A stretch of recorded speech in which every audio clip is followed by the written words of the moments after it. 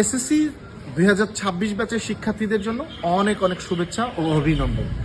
পরীক্ষা পরবর্তীতে তোমরা যারা পলিটেকনিকে ভর্তি হওয়ার জন্য মিনিমাম আগ্রহ পোষণ করো, তারা একটি তথ্য জেনে রাখা খুব জরুরি।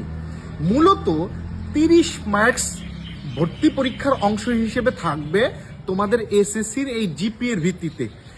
এসএসসি পরীক্ষার পরে তুমি চাইলেও কিন্তু আর জিপিএ বাড়াতে পারবে না। এ কারণে তোমরা তোমাদের রেজাল্ট ভালো করার জন্য শেষ সময়ের এই কয়টা দিন খুব মনোযোগ দিয়ে পড়াশোনা করো, ভালো জিপিএ অর্জন করার চেষ্টা করো। জিপিএ 5 যদি পাও তাহলে তুমি 30 মার্কসের 30 মার্কসই কিন্তু পাবে।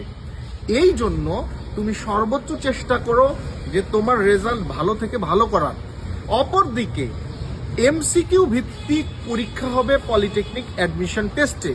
তুমি যদি এসএসসির এই সময়গুলোতে মনোযোগ দিয়ে পড়ো এবং ভালোভাবে পড়ো এবং এই বইগুলোকেই তুমি পরবর্তীতে সংরক্ষণ করো, এটা তোমার পলিটেকনিক ভর্তি প্রস্তুতির ক্ষেত্রে অনেক বেশি সহায়ক হবে।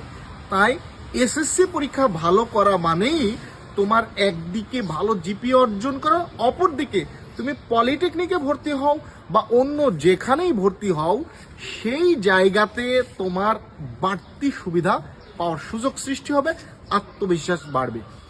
তাই শেষ সময়ে আবারও তোমাদেরকে অভিনন্দন এবং শুভেচ্ছা জানিয়ে শেষ করছি এই ভিডিওটি।